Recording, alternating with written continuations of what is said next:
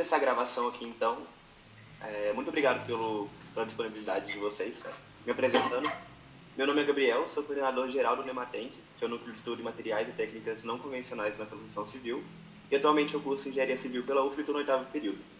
Para a gente dar início ao nosso ciclo de palestras de Bambu em Foco, é com muito prazer que a gente recebe a Sumara Lisboa, que é mestre em Arquitetura e Urbanismo pela Universidade Federal de Santa Catarina e atualmente também é coordenadora da Rede Terra Brasil.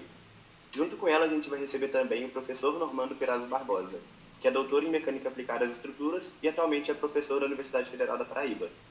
Ele também exerceu presidência da Rede Brasileira do Bambu no período de 2015 a 2022 e foi coordenador do Comitê de Estudos da ABNT NBR 16 828-2022, que é sobre estruturas de bambu. Eles vão ministrar para a gente a palestra sobre a regulamentação técnica para a utilização em construções estruturais sobre o bambu. Passo a voz para vocês e fiquem à vontade. Novamente, muito obrigado pela disponibilidade de vocês. Você está gravando, Gabriel?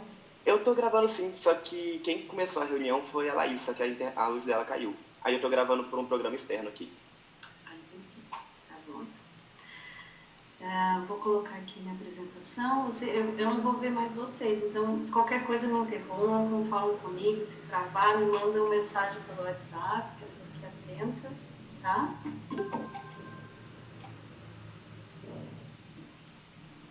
Está em tela cheia? Tá sim. Tá sim. Boa noite. Não, não tá não. Tá aparecendo na verdade está aparecendo o PowerPoint ainda, tudo do PowerPoint. Geralmente isso acontece e demora um tempinho para ele atualizar. Vamos ver de novo. Vou tentar colocar de novo. Vamos ver se for.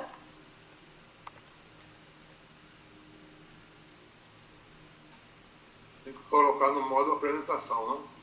Sim, eu estou tentando, professor, mas parece que não está indo. Será que se compartilhar a tela inteira em vez de só a janela do PowerPoint dá certo? Tá, vou tentar então. Para a apresentação. Ecrã inteiro.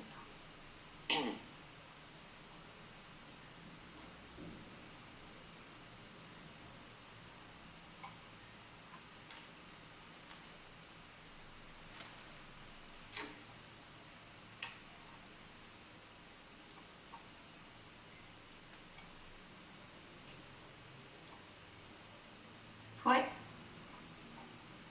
Ainda não. Agora vai, só um minutinho.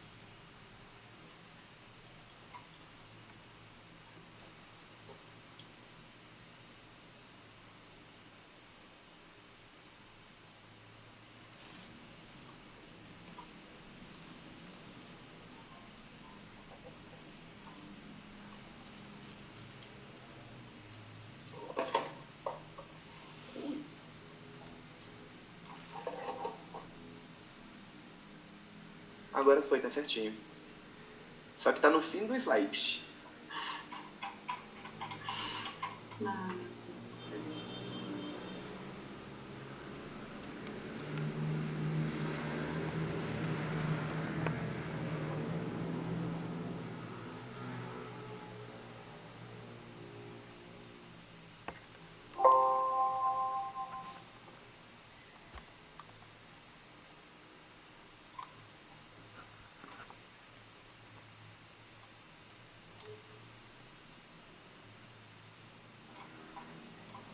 Certo? Agora foi certinho. Então, boa noite. Me chamo Sumara Lisboa, agradeço o convite. Principalmente é um prazer, estar aqui com vocês, falando sobre bambu, com a professora Andréia, com o professor Normando, que são meus parceiros na Rede Terra Brasil. Eu falo e também sou nascida aqui em Florianópolis, Santa Catarina. A minha vivência com bambu é desde pequena. Aqui em Floripa a gente tem a presença de muitos bambusas tudoides e vulgares, são bambus asiáticos que foram trazidas na época da colonização portuguesa, quando colonizaram também Macau, na China. E o Pau a Pique sempre esteve presente na minha vivência e assim como a arquitetura, né? Minha vontade de ser arquiteta. Eu me formei em 2023, fiz a graduação na Universidade Federal de Santa Catarina e ali, já dentro da universidade, eu fiz algumas construções efêmeras para um centro acadêmico. Logo em 2003 eu me formei, em 2005 eu já tinha contato com a permacultura, o meu trabalho de conclusão de curso foi com o tema da permacultura. Aí foi quando eu me associei e ajudei na fundação da Associação Catarinense do Bambu, da onde eu tiro muitos dos meus conhecimentos e tenho eles como parceiro até hoje, né? Muitos agrônomos, engenheiros, químicos, que ajudaram a construir essa minha formação com o bambu. Em 2019 eu voltei para a academia, 15 anos depois de formada, fiz a minha pós-graduação, cujo tema é com o Pau a Pique e a norma de desempenho. Foi nessa época que eu entrei para a Rede Terra Brasil, onde organizei um congresso em 2022, aqui em Florianópolis, no qual eu participei, junto da Rede Terra Brasil, participei da função da norma da taipa de pilão e também tive a alegria, né, de participar dessa outra norma sobre varas de bambu, que eu vou ilustrar mais à frente. Na minha apresentação, irei ilustrar com fotos próprias e também com imagens de colegas, são importantes referências para as boas práticas com o bambu na construção. E essas referências sempre ligadas ao movimento da bioconstrução e da permacultura. Guilherme Gaio é arquiteto paraguaio, permacultor. Ele foi meu primeiro mestre, foi quando eu fiz o curso de construção no Instituto de Permacultura dos Pampas. Eu escolhi fazer esse curso lá porque tem um clima muito semelhante com o de Florianópolis, então seria mais fácil de assimilar todo esse conhecimento dos materiais, tanto da terra quanto do bambu. E a partir de 2005, o Gaio vinha direto a Florianópolis todos os anos ministrar cursos dentro do Instituto Saracura, do qual eu também faço parte, e é um instituto de permacultura. Durante 10 anos no instituto eu ministrei cursos de permacultura, então a permacultura está muito presente na minha vida e também nos meus trabalhos enquanto arquiteta.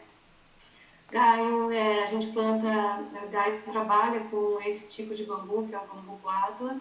Ele tem essa característica de ter esse anel branco ao redor do entrenó, do nó, né? É uma característica dele. E esse aqui é o guádua chacoensis, um bambu muito bom para construção, cuja cultura construtiva com esse material é enorme dentro dos países do Equador, da Colômbia, do Peru, inclusive que já possuem normas de construção com esse material. Então, meu conhecimento técnico inicialmente no bambu é muito prático, né? O Gaio utiliza aqueles famosos conhecimentos ancestrais, né, que é o corte na lua minguante, o fora de tempo chuvoso, e assim ele passou todo esse conhecimento do qual eu também pratico nas minhas obras. Outro importante personagem no Brasil, né, da construção com bambu é o Lúcio Ventania. Ele usa o bambu como uma ferramenta social para a popularização do material. Essa é a Biblioteca Milton Santos, localizada em São Paulo. Provavelmente esse bambu é o Filostax, é uma espécie alastrante, que é a qual ele tem mais trabalhado. E vocês podem perceber que essa obra usa tudo bambu, pilares, vigas, toda a estrutura do telhado, né? Ele utiliza também móveis, mobiliários, então, e inclusive para fazer acabamentos com bambus menores. Então, se houvesse a placa iluminada de bambu aqui, provavelmente todas essas seriam também da obra. Uma outra técnica que Lúcio Ventania vem aprimorando é o encurvamento do bambu, né, que desse bambu da espécie Filostax. E segundo ele, isso aumenta a resistência e permite a construtibilidade, ou seja, a facilidade de construir, de fazer obras mais inusitadas. Outra importante referência para mim é a Celina Lerena, e ela deu uma palestra aqui dentro do Nematenc, e eu vou indicar vocês assistirem todas as palestras com bambus. Eu tive o cuidado de revisitar todas essas palestras para vir falar e não ser repetitiva com vocês. Essa é uma obra no Acre, também utilizando guádua. Esse guádua é diferente do Paraguai, é o guádua angustifolia, e é onde se encontra uma das maiores florestas naturais do mundo de bambu, na floresta amazônica, só que é um bambu que ainda não é manejado, né? A gente diz que é um bambu que não foi domesticado. Mas Celina Lerena é forte, né? Ela é muito vanguarda e ela utilizou esses bambus, né, colhendo, fazendo garimpo em muitas regiões no barco. Ela mostra todo esse caminho que ela fez para construir obras dentro desse parque ambiental localizado no Acre, que eu já falei. E essa é uma das obras que a gente escreveu dentro do capítulo 9, nesse livro Bambus, Caminho para o Desenvolvimento Sustentável, que está gratuito em forma de e-book na internet. Dentro das referências da Biblioteca da Bambus, vocês vão encontrar muito material sobre o assunto. Ela usa, então, um tipo de tratamento que é o octoborato de sódio, mas ela agrega mais duas soluções, que é a piretroide e o DDVP, que são ações de choque para inseto, mas são tóxicas. Mas, enfim, isso é que garante, pelo menos, a durabilidade no material. A Celina também tem essa obra interessante, que é a Casa Cor, no Rio de Janeiro, foi construída em 2012. Vocês podem perceber que ela utiliza como boa prática isolar todo o material do chão, né, com fundações, material mais elevado do chão, e grandes beirais para proteção dos bambus, porque eles são muito suscetíveis às intempéries. Diferente do Lúcio Ventania, ela não encurva utilizando fogo, mas ela usa essa flexão natural das pontas do bambu para usar o bambu curvado. O meu conhecimento técnico-científico, então, veio através da pós-graduação. Aqui eu tenho uma foto do saudoso professor Beraldo, também, que deu uma palestra aqui dentro do Nematenc, uma palestra muito interessante sobre bambu, que nos deixou recentemente, mas ele mesmo aposentado participou de muitas atividades, inclusive da banca de doutorado da Andréa Ramilo, que é uma pessoa que fez muitos trabalhos enquanto eu estive fazendo o meu mestrado. Ela participava desse mesmo núcleo semelhante ao Nematenc, que é um núcleo de pesquisa para materiais mais ecológicos, o Virtuab, do qual é coordenado pela professora Lisiane Liberotto, aqui na UFSC, em Santa Catarina. Esse ao meu lado é o Obed Faria, então um grande pesquisador da construção por terra. Eu tive o prazer de conhecê-lo pessoalmente durante esse encontro de sustentabilidade, que é um encontro importante, que fala sobre construções sustentáveis no Brasil, um encontro nacional, e acontece anualmente. Aqui é Hans Klein, né, ele é diretor e químico dentro da Bambusc, e é ele que fala muito sobre tratamento, dá toda esse conhecimento, traz toda essa bagagem de conhecimento de tratamento com químicos de bambu. Essa casinha atrás é um protótipo, foi construído por um TCC do trabalho de conclusão de curso do Alexandre Vitor, do qual tem uma empresa chamada Broto Bambu, ele é meu parceiro aqui em Florianópolis. Ele me convidou na época para fazer as paredes, né, os revestimentos de terra desse protótipo. A gente escreveu um artigo sobre isso, que está no meu perfil das redes sociais e está em vários locais também para ser explorado. Eu destaco esse livro muito importante para quem quer adentrar no mundo do bambu, que é o Bambu de Corpo e Alma, escrito pelo professor Marco Pereira, o percussor da Bambusc, e o professor Beraldo. Outro importante expoentes é o professor Ripe, Gavami e Eustáquio. Eles fazem parte de uma equipe maior da Bambutec, e eles construíram essa obra, né, são importantes referências, que é o pavilhão do Sesc, no Rio de Janeiro. Essa obra tem 15 por 23 metros. Todos os bambus foram tratados por defumação. A amarração foi feita com cordas, tá? Não tem encaixe, né? A maioria das amarrações sobrepostas e não tem encaixe. Os pórticos foram pré-fabricados. Essa corda são de poliésteres e biocompósitos. E o sistema treliçado pantográfico, naquele estilo iurta dos povos nômades asiáticos, né, foi uma inspiração para sustentar essa membrana leve acrílica, que é uma membrana tensionada. Uma característica dessa obra foi o encapsulamento do bambu. Né? A gente fala que uma boa obra de bambu ou terra tem que ter bota, chapéu, que são essas proteções contra as intempéries, mas também tem que ter a capa de chuva. E esse revestimento impede o ataque de fungos, de umidade, de insetos. Esse revestimento foi feito com manta de algodão, com terra, cola PVA, polímero poliuretano à base de marrom, que deixa ainda o bambu, vamos dizer assim, não é um termo técnico, mas é respirar. Trocar essa umidade e não mantê-la dentro dos fungos. Esse também é um importante referencial em construção com bambu aqui no Brasil, é o Centro de Referência de Educação Ambiental no Distrito Federal. Frederico Rossalino fez uma breve apresentação dele durante a palestra no Nematenc, é um outro material bom para vocês pesquisarem.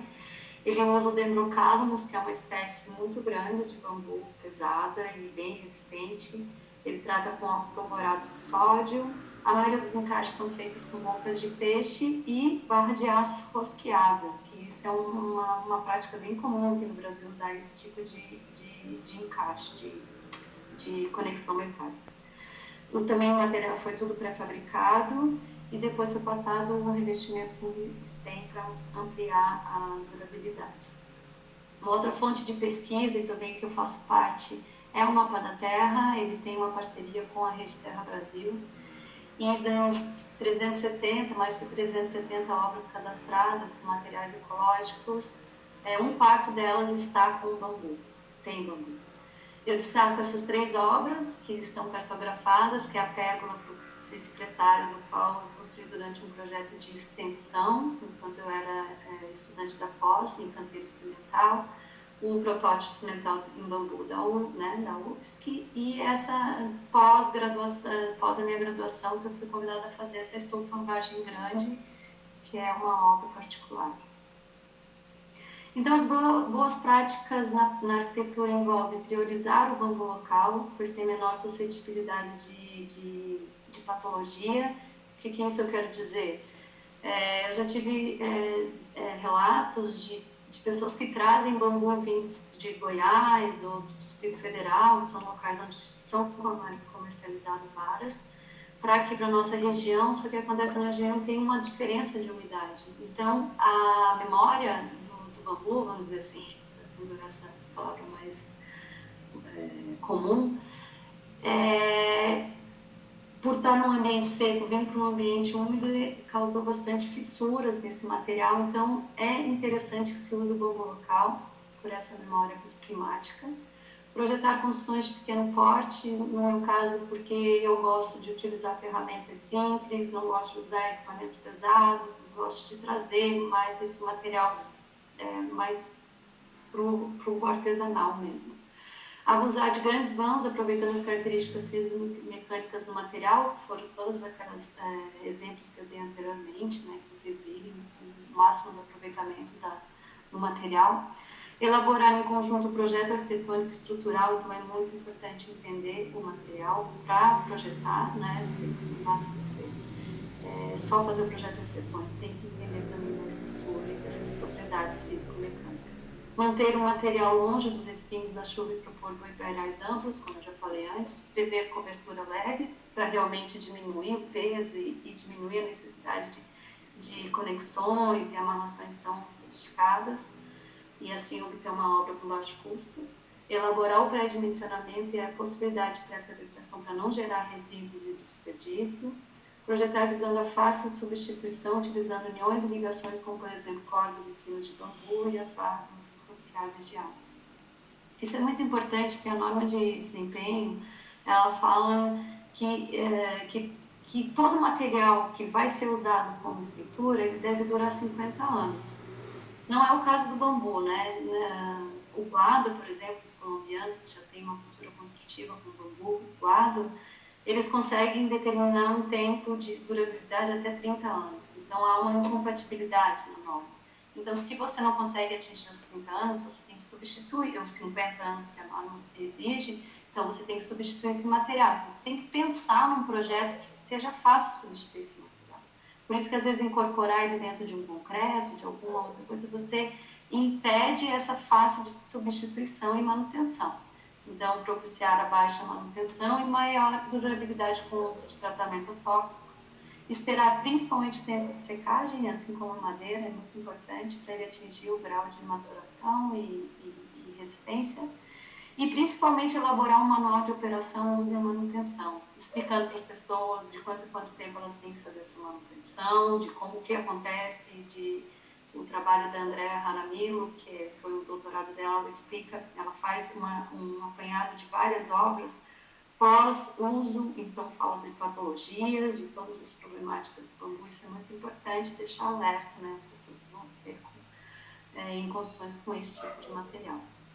E enquanto a gente espera a formação da cadeia produtiva do bambu, voltada à construção, a gente então tem varas sendo comercializadas no mercado próximo, né, mais próximo da gente. Então, é preciso ter controle sobre o material. Eu não faço obra de bambu do qual eu não tenho controle total desse material, porque eu não sei a procedência dele. Então, por isso que eu vou até o local, escolho os pomos, mesmo que seja local onde eu tenho que garimpar, muito próximo da obra, ou que eu já vou num local onde tem um certo manejo nesse bambuzal. Eu faço a extração da mata, eu faço esse manejo responsável, ou seja, quando eu entro num bambu que não está manejado, eu tenho esse cuidado da retirada dos bambus mais velhos, e isso eu vou falando mais para frente. Então, a limpeza dos ramos, o tratamento, a secagem, a pré-fabricação, a montagem, pós-uso. Então, em todos os momentos da obra. Né? Geralmente, é uma obra de bambu dura muito tempo, principalmente porque leva 3 meses só para o processo de secagem. Então, a seguir, eu irei apresentar os requisitos gerais da norma ABNT, com imagens que fazem parte do meu acervo, com experiências práticas em canteiro experimental, anterior à elaboração dessa norma. E essas práticas visam os princípios da permacultura. Então, a norma brasileira ela foi homologada agora em 2023, a ABNT-NBR 17.043. O título é Varas de Bambu para Uso Estrutural, Colheita, Tratamento, Preservativo e Classificação por Diâmetro. Ela foi feita dentro da Comissão de Estudo de Condições de Estrutura de Bambu, dentro da CB02, quer dizer, Construção Civil, né? E o CE, a Construções com Terra, também está dentro da CE02, mas com outro número. A coordenação dessa norma foi feita pelo professor Normando e o secretariado foi feito pelo engenheiro Vitor Marçal, que também foi um palestrante aqui do debate do Nematenc. As referências para a criação desta norma foi a ABNT-NBR 16.828, a parte 1 e 2, fala sobre estruturas de bambu, e a NTC 5.101, de preservação e secado do colmo de guarda angustifólia rude. Então, dentro dos requisitos gerais, a gente tem a colheita dos colmos e preparação das varas. Dentro da seleção de colmos, então, indica-se o uso de bambus entre 4 e 7 anos, porque antes ele ainda não está formado, não atingiu a sua resistência, e porque depois ele está já no declínio dentro da touceira. Tá? Então, é assim que é mais ou menos o tempo de idade, e isso vai variar de região, onde ele vai estar mais maduro ou não. Aqui ao lado a gente vê uma imagem de bambu não manejado, então a gente vê as varas muito juntas, né, varas mais velhas já secas dentro do bambu, e a norma fala que deve-se evitar colmos já perfurados e com fissuras. Tá? Então aqui eu trouxe essa imagem para vocês verem como é bambu não manejado. E aqui eu mostro um plantio de bambu para uso de construção e produção de broto. Esse é o sítio Vagalume, o proprietário é o Marcos Marques, que executa muitas obras com terra e bambu comigo, junto, a gente trabalha junto fazem mais de 15 anos. Aqui ao lado eu coloquei a imagem de um bambu não manejado e aqui um bambu manejado. Esse bambu vocês podem ver o quanto tem de circulação de ar, tal, então ele pode crescer reto, ele não tem essas dificuldades de crescimento. E aqui ele está segurando uma plaquinha que chama bambu zoldani, essa espécie que é para mim uma das melhores para trabalhar para trabalhar, porque em comparação com o Dendrocalamus é uma espécie mais leve, é uma espécie que não tem tanta conicidade, ou seja, a parte de basal e o topo não tem uma diferença de diâmetro, ele tem 10 centímetros, quase uniforme, em 7 metros. É um bambu que tem os entrenós muito uniformes, que tem pouco presença de amido, né, em relação a outros bambus que são mais suscetíveis ao ataque de insetos, enfim, e principalmente porque ele se adapta muito bem à nossa região, porque ele tolera geadas, diferente do Dendrocalamus, que ele já não é tão tolerante. Aqui eu mostro uma imagem de como deve ser feito o corte, a extração do bambu da touceira, né, do cômodo da touceira, e junto do primeiro nó, não deixando copinho para proliferação de insetos e nem também não permitindo que essa água vá para as raízes e façam com que a touceira fique doente, não fique uma touceira saudável. Essa é uma ferramenta que eu uso muito, eu particularmente não gosto de ferramentas elétricas, entendendo que as construções que eu faço utilizam poucos bambus, porque numa escala industrial ou numa obra muito grande é impossível trabalhar com essa ferramenta, é um canivete com serra dupla. E aqui tem agora, recentemente, né, essa ferramenta que chama Serra Sabre, ela é bem usual, prática e entra fácil dentro do bambuzal, né, porque a lâmina é pequena e ela também tem a possibilidade de ser abatida. Aqui tem um outro exemplo de corte de bambuzal, de um Dendrocalamus, desse bambu balde, bambu gigante, como ele é conhecido popularmente. Aqui a gente não tem como usar, né, uma ferramenta menor, porque a base desse bambu é muito espessa, né, as paredes é quase maciça, então é muito difícil usar uma ferramenta de menor porte, tipo uma motosserra. Então, nesse caso, sim, a gente tem que usar. E aqui tem uma imagem que mostra a gente escorando, amarrando, fazendo de tudo para essa peça, quando tombar, ela não tombar com força no chão e abrir fissuras e assim inibir o uso dela na construção. E a norma fala sobre isso, né? As fissuras não podem passar dois nós, justamente para não criar uma fenda e ela no futuro vir a colapsar dentro da sua estrutura. Aqui a gente aproveita, quando está fazendo o manejo e corte de bambu, para fazer copinhos, para fazer clones da planta-mãe. E aqui a gente plantou, né, depois dessa colheita, bambu dentro do campus do Departamento de Arquitetura, para os alunos se aproximarem do material e também para fins de estudo técnico, científico. Vamos falar sobre o transporte, a norma fala sobre o transporte. Então, para mim, né, não existe ainda esse estudo bem aprimorado, mas o transporte talvez seja o gargalo mais forte dentro das emissões de CO2 na produção de material de construção. Na análise de vida do bambu, talvez o transporte seja um dos principais emissores de poluição e também de maior investimento.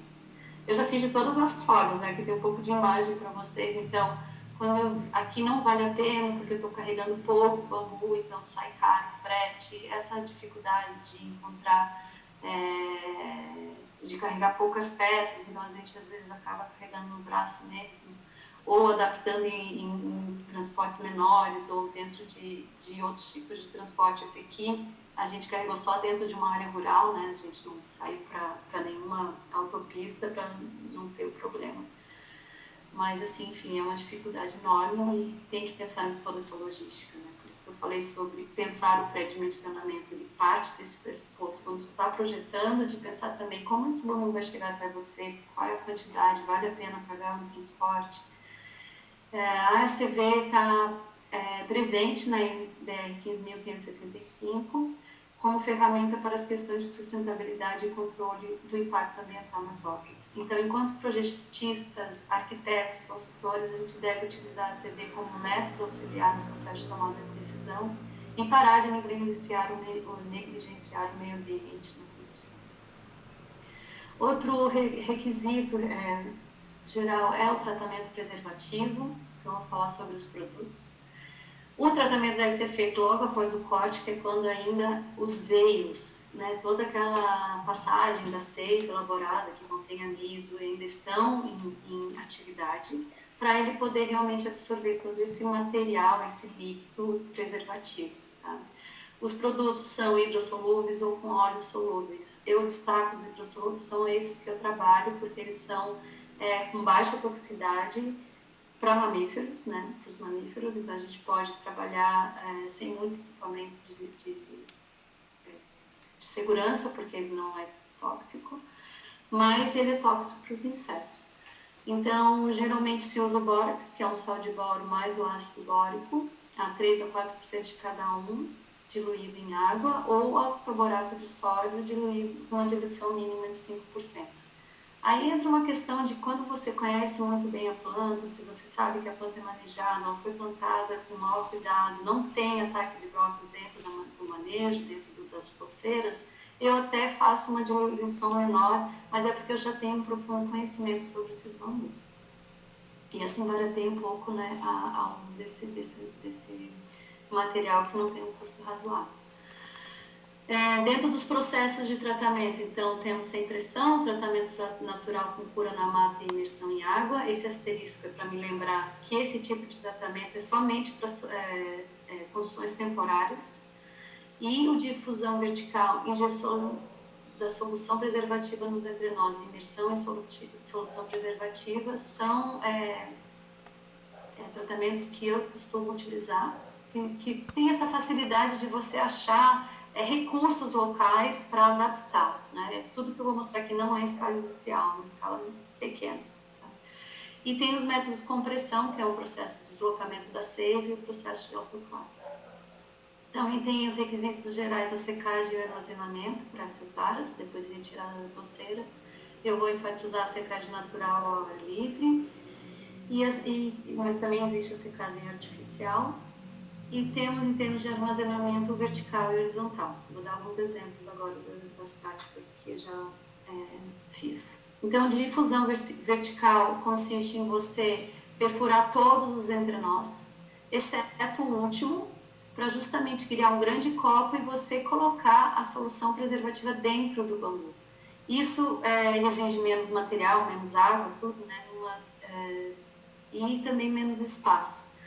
Aqui no caso a gente tinha esse apoio do segundo andar para subir nas varas de 3,5 metros e poder enchê-las. Tem que pensar em toda essa logística, né? Depois, para a retirada do material também, a gente não tem como perfurar a base. A gente bolou essa alavanca porque realmente o bambu fica muito pesado para ele ficar segurando e demora muito para esvaziar porque os furos são pequenos, né, feitos nos nós.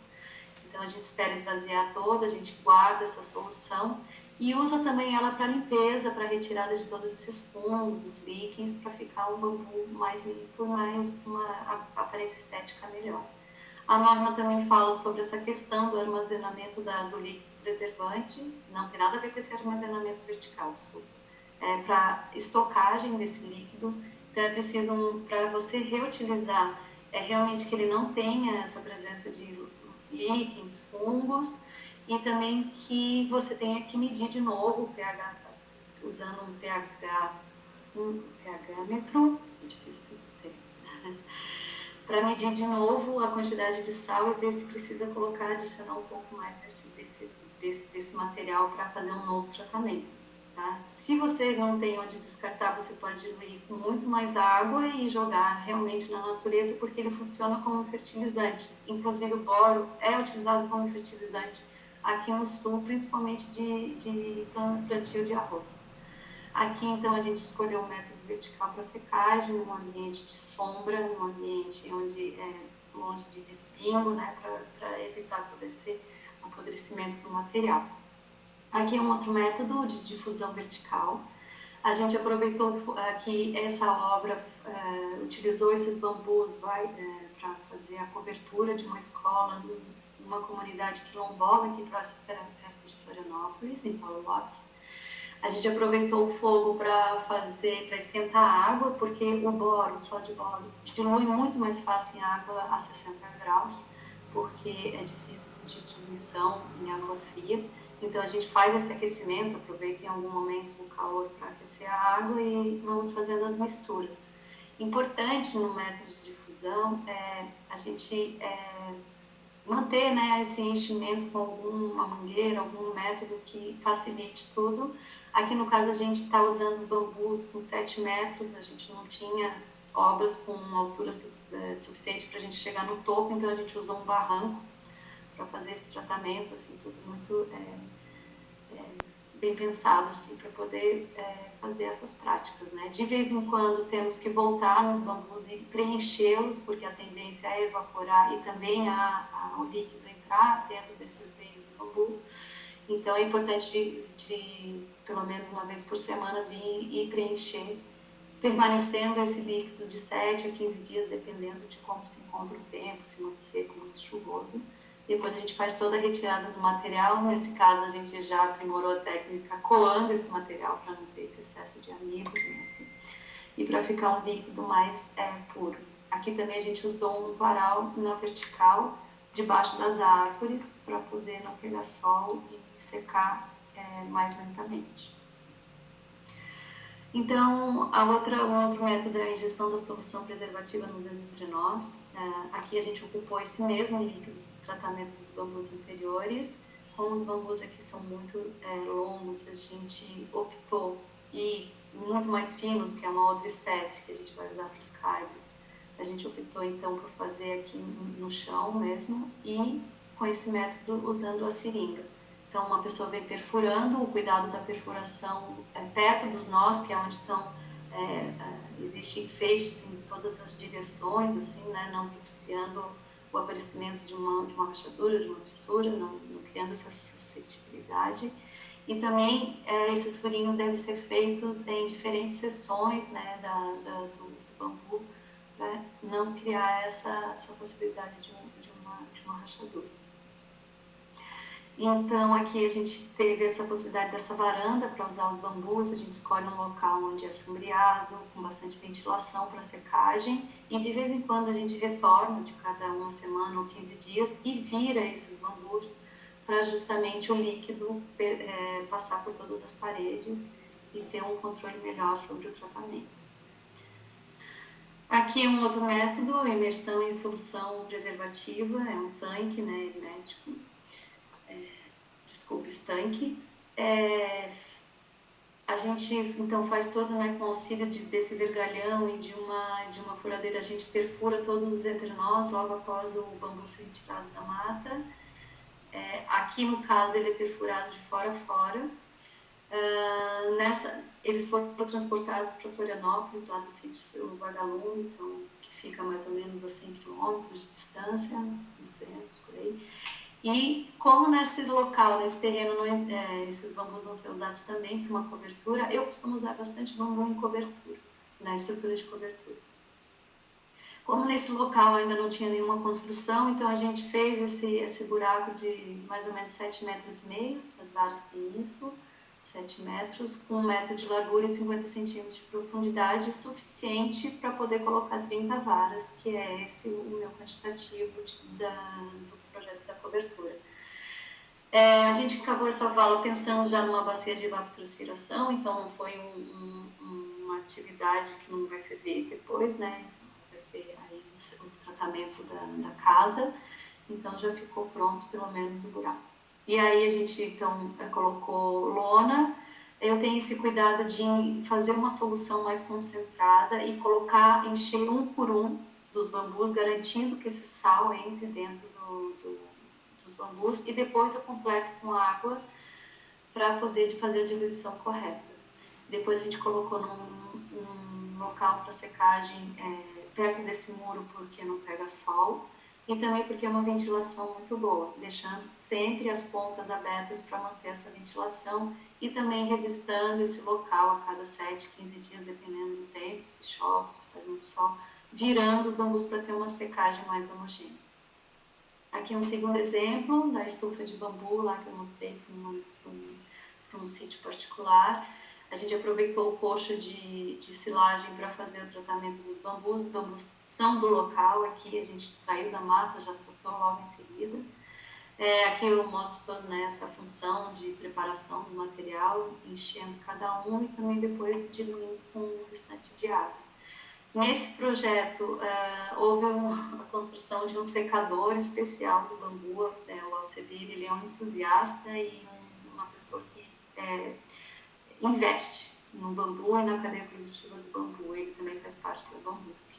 Então, os bambus são retirados do tanque, retirados todos os líquidos de dentro e colocados no secador, que também foi feito pelo Alexandre Viva, da Broto Bambu. E de vez em quando a gente visita e também faz revira eles de vez em quando para poder a secagem ser uniforme. E aqui, por fim, a norma traz essa tabela, né, uma tabela que foi criada para auxiliar na padronização da comercialização do bambu. O professor Normando me corrige se eu estiver errado, viu? Então, essa tabela eu trouxe só uma parte, né, não posso divulgar a norma é vendida. E eu trouxe, então, uma parte só dela, onde VB é vara de bambu, essas são as especificações desse tipo, do comprimento, então indica-se vender entre 3 e 6 metros, é feita uma média entre o menor diâmetro e o maior diâmetro, para poder ter essa média para venda, a espessura mínima de parede, de exigência, porque é quando tem uma resistência e se garante que ela esteja madura, entre 3, 4, 7 anos, e também manter um encurvamento máximo, né, para comercialização. Então, agradeço a oportunidade. Aqui estão meus contatos, esse aqui são meus perfis sociais, lá vocês vão encontrar todos os materiais que eu falei aqui, muitos artigos científicos, a minha dissertação sobre o assunto do pau-a-pique. Aqui é o meu contato pessoal. Obrigada. Desculpa, eu vou deixar um pouquinho mais de tempo para vocês.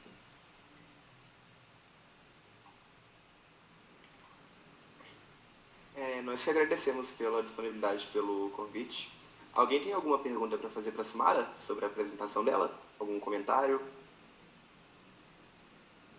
Talvez melhor no final, não? Talvez seja, sim. Então, dando sequência, dou a palavra para você então, Normando. Fica à vontade, viu? Sim, então deixa eu ver como é que eu faço aqui.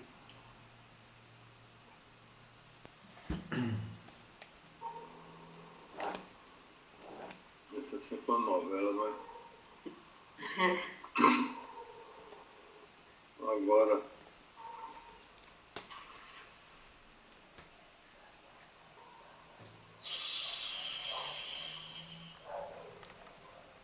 chegou, não? Ainda não.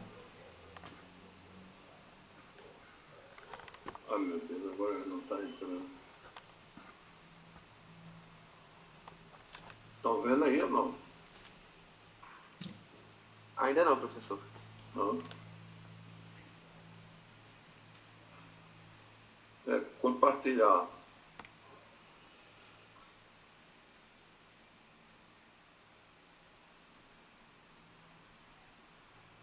Agora vai. Entrou. Entrou ou não? Ainda não entrou não, professor. Agora sim. Caiu. Apareceu ou não? Foi, apareceu sim, professor. Estão vendo aí? Sim. Sim, apareceu. Sim, bem, pessoal. Eu que agradeço a galera aí do Nematec e a Andréa. É um prazer estar aí com Sumara, que é uma pessoa aí que eu admiro, a ela e a Jaqueline demais, que são sangue novo aí nessa área de materiais não convencionais e de materiais de menor impacto ambiental, né? Então, são ativas nesse tema aí e vale a pena elas se virem de exemplo para vocês, alunos aí de Andréa, né? Bom, eu sou da Universidade Federal da Paraíba, teoricamente eu estou aposentado, né? E uma pessoa aqui a cidade mais oriental das Américas. Desculpem, está em inglês, porque isso foi uma palestra que eu fiz aí para o pessoal de fora e não, sobrecarregado, não deu nem tempo a gente adaptar. Mas olha só, fazendo propaganda aqui de João Pessoa, que a área metropolitana já está quase 1 milhão de habitantes, tá vendo? E olha coisas lindas de praia, né? Florianópolis eu sei que também é bonita, mas aqui pelo menos a água é quente, viu? A diferença é essa. Vejam, então agora em novembro, de 6 a 8 de novembro, nós vamos ter aqui a International Conference on Non-Conventional Materials and Technologies, tá vendo?